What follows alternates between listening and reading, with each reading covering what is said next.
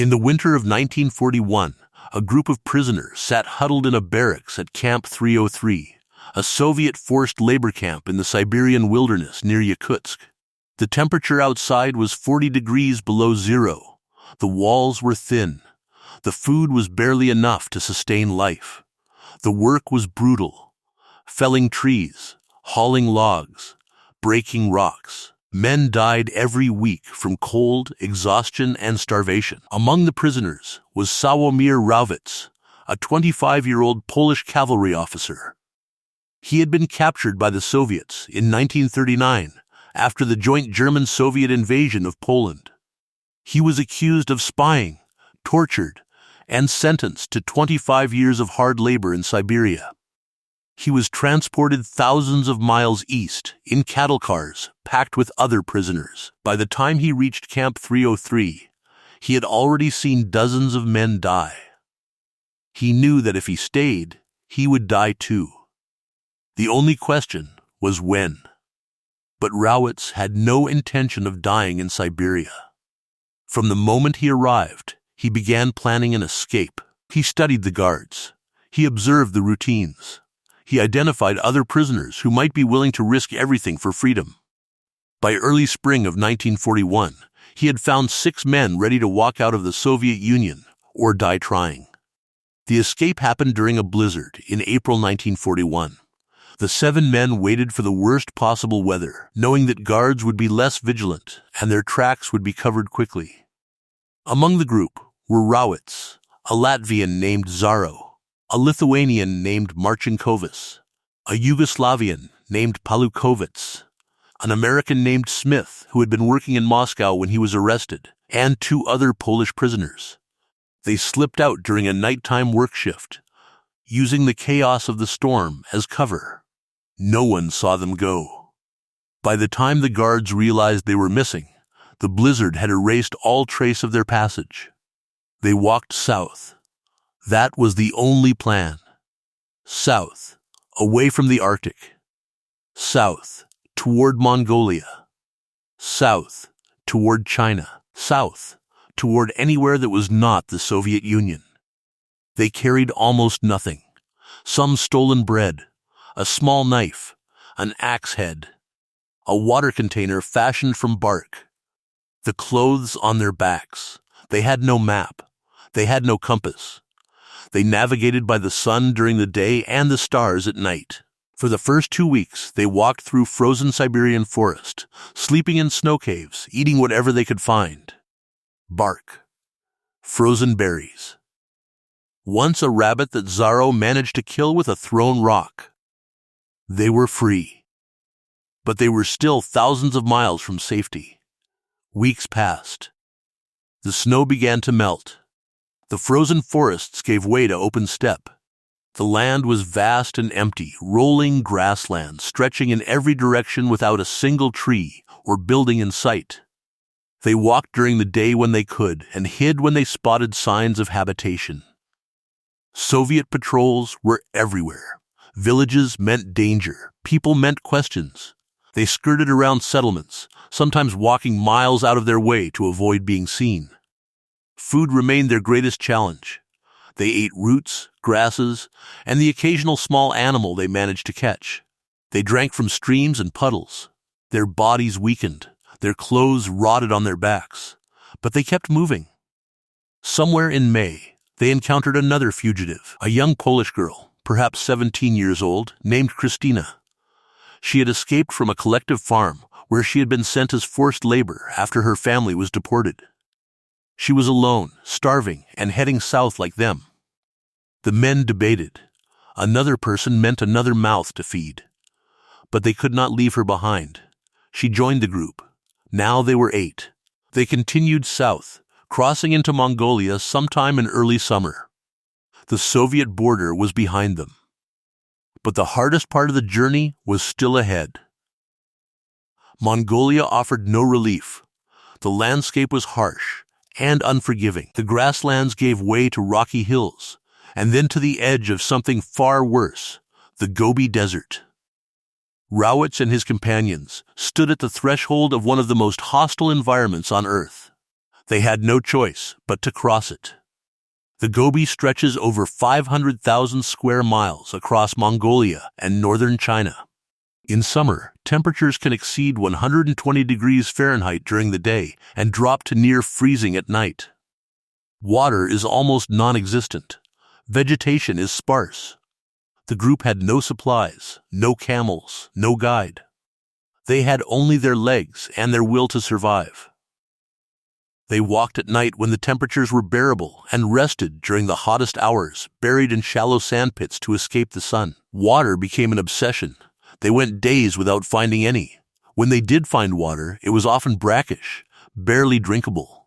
2 of the men began to fail. Their bodies could not sustain the punishment. First one collapsed and could not rise. They waited with him for hours, but he never regained consciousness. They buried him in the sand and continued. Days later, another man fell. The same result, the same shallow grave. By the time they reached the southern edge of the Gobi, they had been walking for over 2 months. Only 6 of the original 8 remained. The mountains they saw in the distance were the first hint that the desert was ending. But what lay beyond the Gobi was not salvation. It was Tibet, the roof of the world. A vast high-altitude plateau surrounded by the tallest mountains on Earth. They had escaped the heat only to face a different kind of suffering, the cold and thin air of extreme altitude. As they climbed out of the desert and into the foothills, the temperature dropped rapidly. They had no warm clothing. Their bodies, already weakened by months of starvation and dehydration, struggled to adapt. Every breath became an effort. The altitude sickness came next. Headaches, nausea, dizziness. They pushed on regardless. There was no alternative. Christina was the first to show signs of serious decline. The young woman who had survived the steppe and the desert now began to fade. She grew quieter each day. She ate less. She fell behind more often.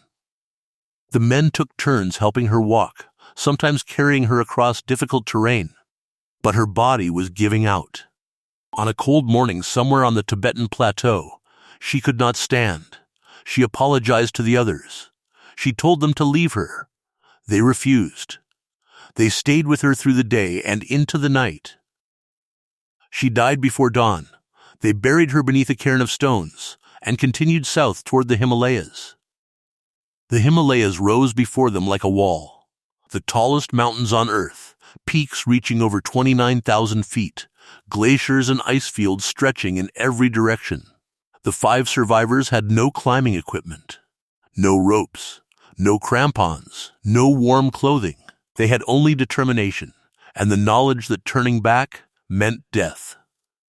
They began to climb. The passes they crossed were over 18,000 feet high. The air was so thin that every step required enormous effort. They moved slowly, sometimes covering only a few miles in an entire day. The cold was relentless. At night, they huddled together in whatever shelter they could find. Rock overhangs and shallow caves carved by wind and ice. Frostbite became unavoidable. Fingers and toes turned black. Still they climbed. Food was almost non-existent at these altitudes. They ate snow. They chewed on leather scraps from their disintegrating footwear. Once, they found a frozen animal carcass, perhaps a mountain goat, and ate the raw frozen meat without hesitation. Their bodies were beyond exhaustion. They moved on instinct, on will, on something beyond conscious thought. One foot in front of the other, upward, southward, toward India, toward freedom, toward the end of this impossible journey. They descended out of the high peaks sometime in late winter of 1942. The exact date was unknown to them. They had long since lost track of days and weeks. Time had become meaningless, measured only in footsteps and breaths. As they came down from the mountains, the landscape changed. Snow gave way to rock. Rock gave way to scrubland. Scrubland gave way to forest. The air grew thicker and warmer. They could breathe again. But their bodies were destroyed. All 5 survivors were skeletal, covered in sores, frostbitten, and barely able to walk. They stumbled through the foothills like ghosts. Villages began to appear, small Himalayan settlements where Tibetan and Nepali people lived. The villagers stared at them with a mixture of fear and pity. They offered food, water, and shelter. The survivors could barely communicate, but gratitude needed no translation. They rested for days in one village, then moved on. They knew they were not yet safe. They needed to reach British India, where they could find official protection. They continued south, guided now by villagers who pointed the way. The journey was no longer about survival in the wilderness. It was about reaching the finish line. After nearly a year of walking, they finally crossed into India, somewhere near Darjeeling. They had done the impossible. The British authorities in India did not know what to make of the 5 skeletal figures who appeared at a military outpost near Darjeeling in March 1942. The men claimed to have walked from Siberia. They claimed to have crossed the Gobi Desert and the Himalayas on foot. Their story seemed impossible. But their condition was undeniable. They were barely alive. They were hospitalized immediately. The survivors spent weeks recovering in a British military hospital. They were fed slowly, carefully, their shrunken stomachs unable to handle normal food. They were treated for frostbite, malnutrition, infections, and a dozen other ailments. Doctors marveled that they had survived at all. Sławomir Rawicz was eventually transferred to a Polish army unit attached to the British forces. Poland was still occupied by Germany, but Polish soldiers fought alongside the Allies throughout the war. Rawicz joined them. He fought in the Middle East and later in Italy. He never returned to the Soviet Union. He never forgot what he had endured. The other survivors scattered after the war. Some returned to their home countries. Some emigrated to new lands. Their paths diverged, but they shared a bond that could never be broken. They had walked across a continent together. They had survived the impossible.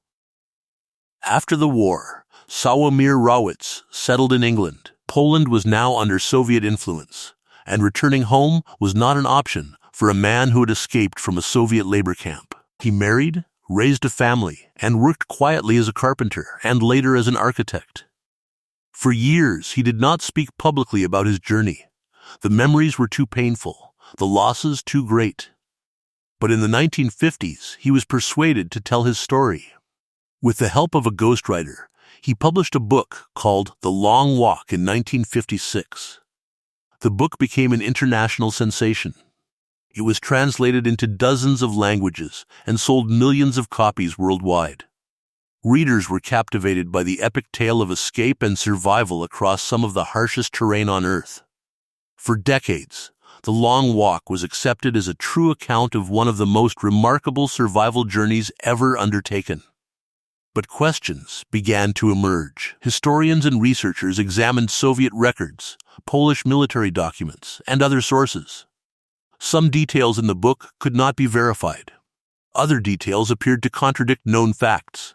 Some scholars suggested that Rawicz may have conflated his own experiences with stories he heard from other prisoners. Others questioned whether the journey happened at all as described. Rawicz maintained until his death in 2004 that the account was true. The full truth may never be known.